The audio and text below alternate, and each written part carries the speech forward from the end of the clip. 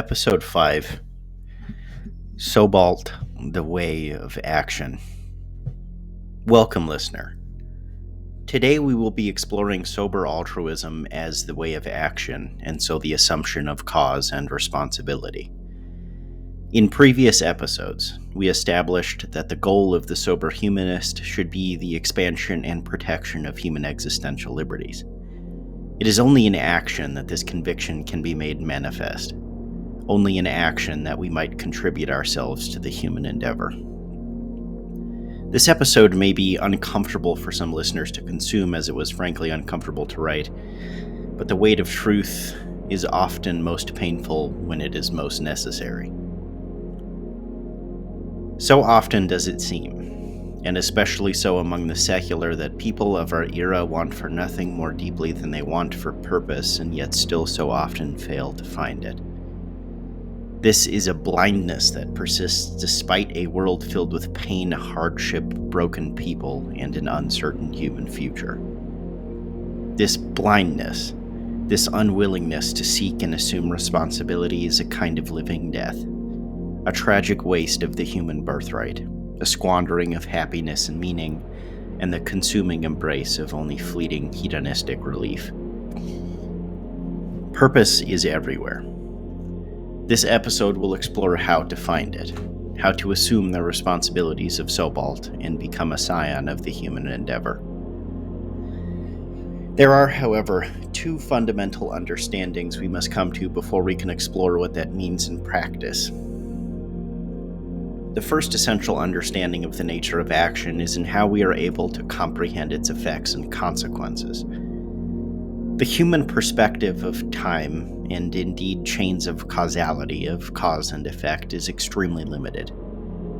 None of us can predict the future with any degree of certainty or propose that our actions will never cascade into causing harm hundreds of years in the future.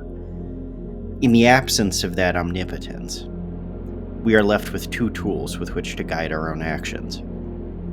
A fallible but essential assessment of our potential impact in the, historically speaking, short term, and more importantly, a precisely defined will towards acting with good intent. Now, we've all heard the old adage, the road to hell is paved with good intentions, and while certainly sometimes true, it is so often in our definition, or perhaps lack of a definition of what is in fact good, that we find ourselves led astray. Good intent is the intent to deliver people a greater capacity to self-determine. Good intent is freeing people from their bindings so they might pursue their own dreams and aspirations.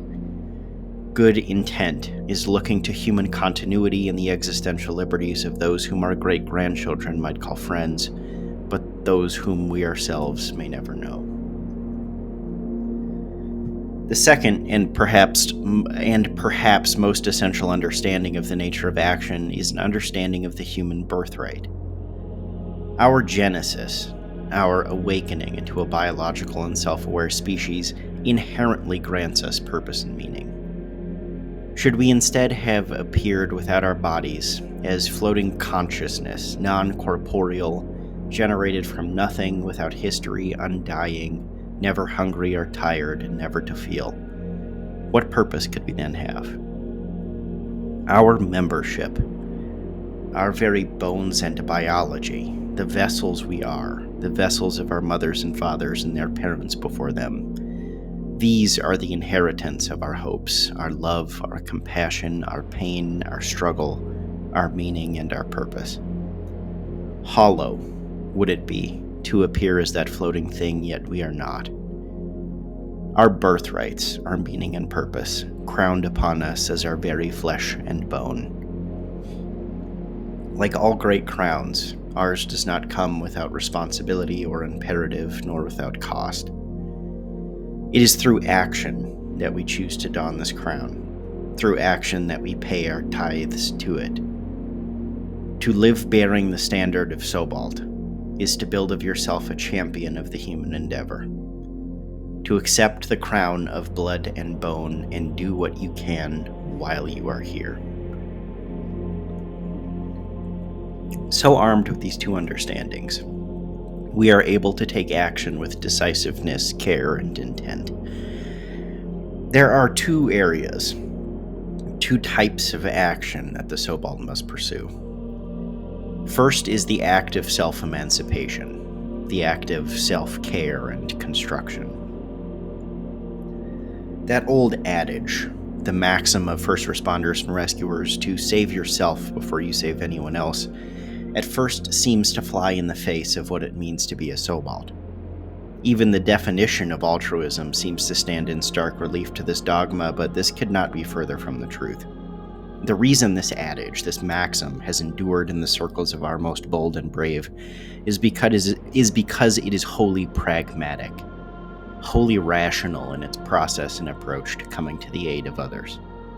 Its simple truth rings clear in the extremis from which it was born, but also in the mundane. It is difficult, if not impossible, to help others in a meaningful way if you yourself are helpless, are the one in need of rescuing. There are essential liberties that we all must cultivate in ourselves such that we might have the freedom to help others and the strength to carry the human future. These freedoms are not complex, nor do they require extravagance to achieve. We'll take a moment to describe the most essential three of these personal freedoms, but understand there are many more. First is a sufficient and sustainable elevation from privation or material insecurity.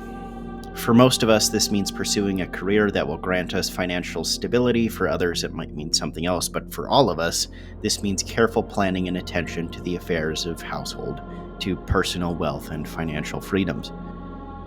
SobAlts should also pursue a degree of material preparedness, whether that be extra foodstuffs in the basement, as the Mormons do, or cultivating skills like hunting, fishing, and gardening. We must be able to rely on ourselves before others can rely on us, even and especially in extreme circumstances.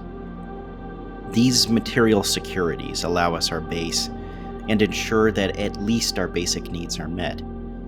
Again, this does not particularly require extravagance. It only requires a degree of material comfort sufficient enough to meet our basic needs, and more importantly, allows us the space for altruism and additional responsibilities. Second is health. This should not be a surprise. Our vessels, though magnificent, have flaws and require a great deal of care and attention. There are few greater losses of agency a person can endure than to have their body fail and drag them into sickness and decay. Of course, all of us will die, but in order to maximize the good we are able to do, maximize our participation in the trials and beauties of the human endeavor, we must earnestly strive to build of our bodies bastions that will endure time and hardship. The manner in which we choose to treat our bodies is no less than a reflection of our reverence for our ancestors who passed them to us, the seriousness with which we treat our responsibilities to kith and kin, and the conviction with which we hold towards a better future. Our bodies are a reflection of our dedication to others and indeed our species. Your potential for goodness and kindness, for contribution and family, for thought and noble suffering is universally worth living for, and thus worth growing old for. Care for yourself as if you were the sum of all the goodness that has and might yet come from your life.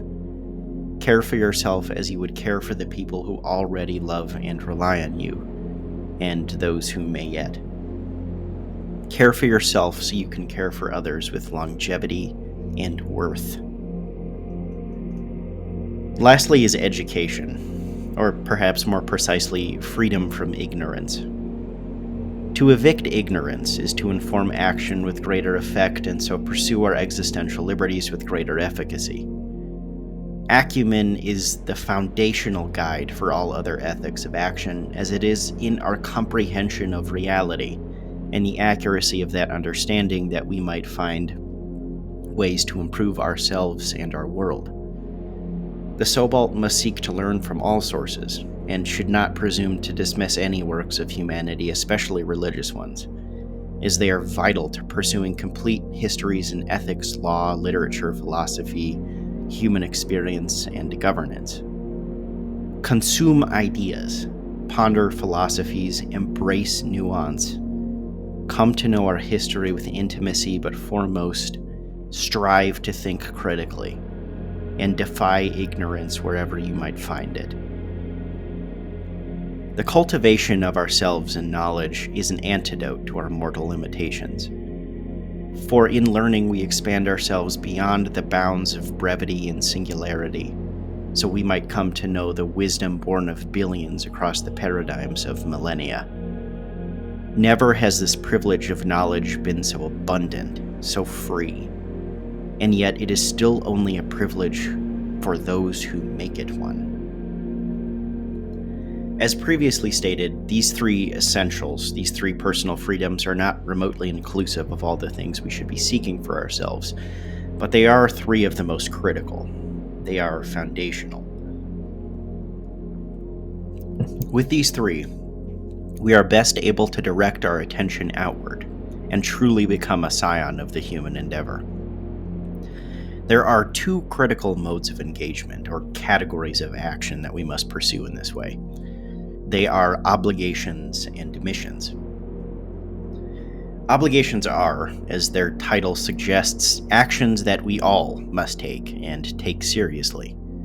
The nature of our obligations might differ slightly from community to community or country to country, but they are largely universal.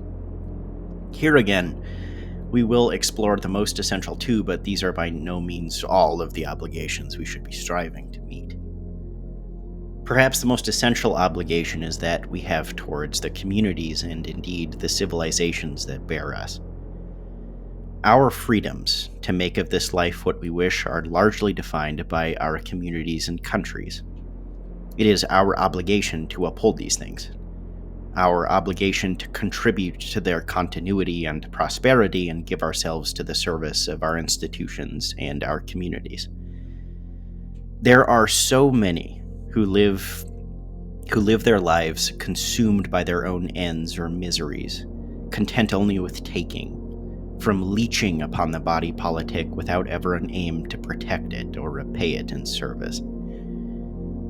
It is difficult to imagine a higher degree of apathy or unworthiness to the gifts of humanity than to imagine someone who understands, as we all do in this age, the trials and sacrifices it takes to hold our civilizations together, and knowing this, does not wish to contribute, does not wish to sacrifice for its gifts and privileges. It is not a Herculean act to fulfill your obligations to your community and country. It is only earnest civic engagement, service to others in whatever way you see yourself best suited for, and the understanding that everything we have is earned by people who sacrificed for something greater than themselves. As part of this obligation we have to our communities and society is a kind of ongoing civilizational vetting. None of our communities or countries are perfect, and they never will be. It is our responsibility to draw the line, and if our government should cross those lines, should breach unimpeachable freedoms or neglect themselves in their defense, it is ours to fight in whatever ways we must. Inalienable rights to the means of self-preservation and protection, or the right to fair trial, or freedoms of speech and expression are, if they are by the hands of the state curtailed or infringed, lines that are worth fighting for, although there are more.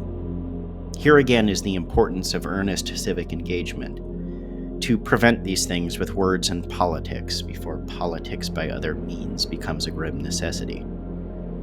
SobAlt is inherently an institutionalist doctrine, but as much as this means the defense and guidance of critical institutions, does it too mean their policing, scrutinizing, and if necessary, disassembly.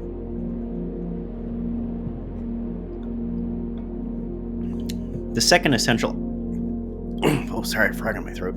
The second essential obligation is that we have towards family, children, and parenting.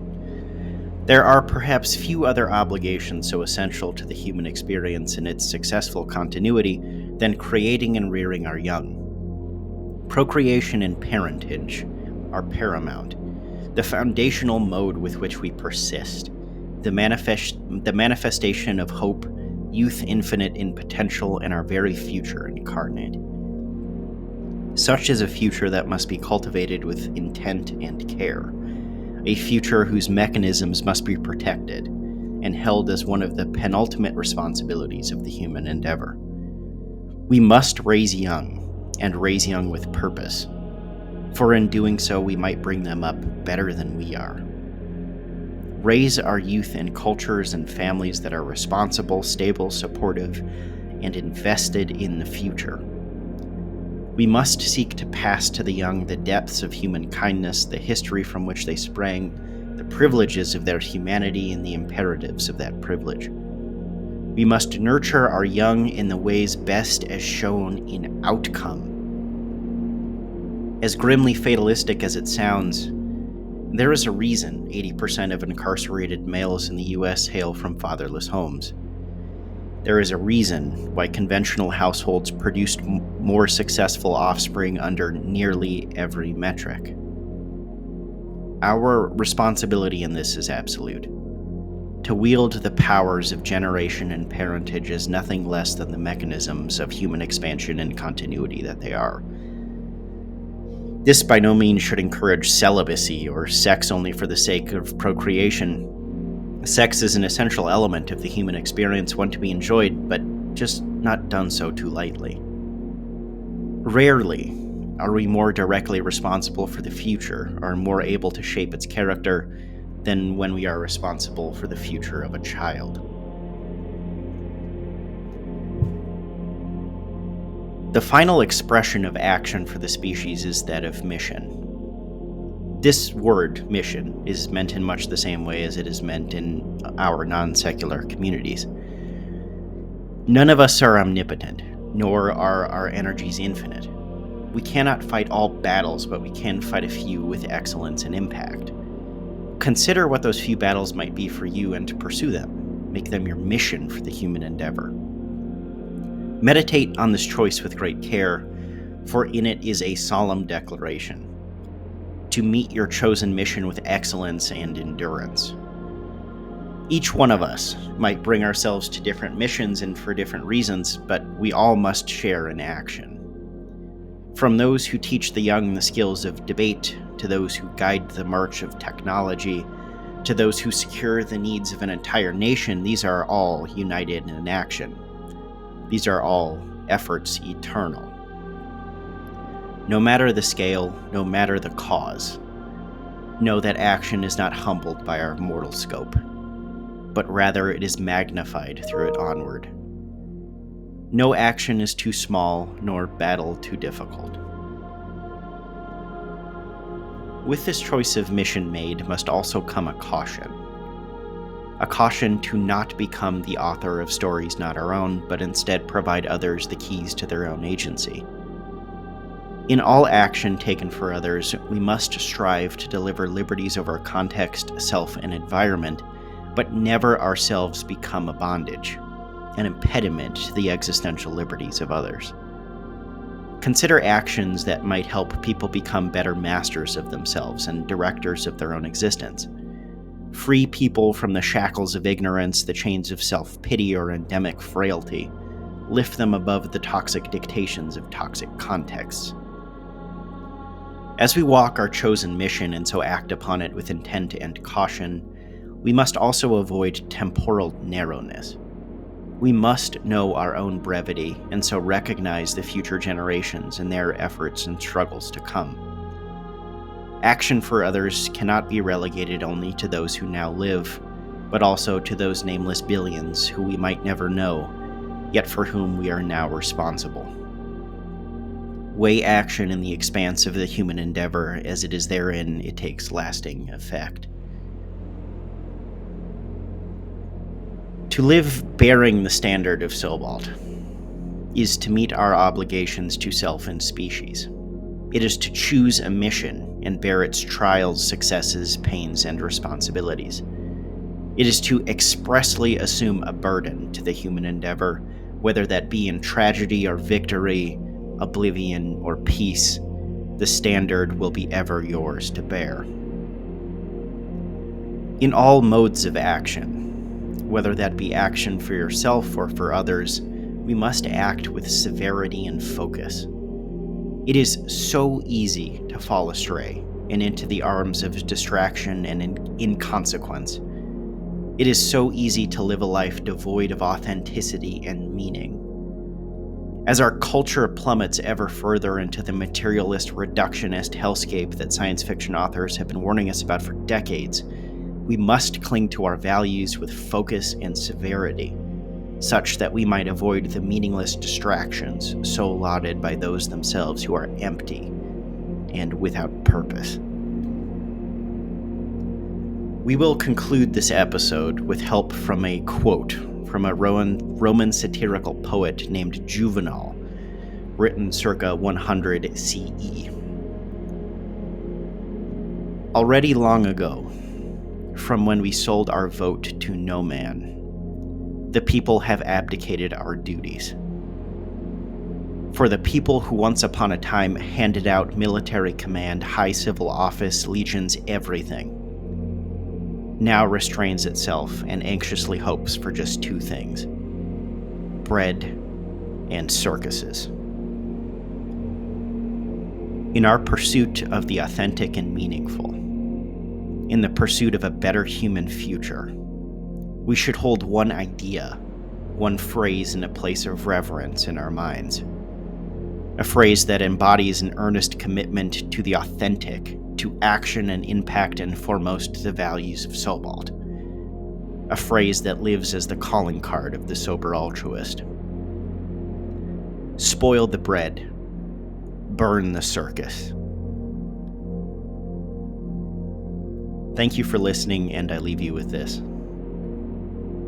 Death is a state separate from life, and yet also separate from never having been at all. A state where cause may be at rest, but effect ripples ever onward.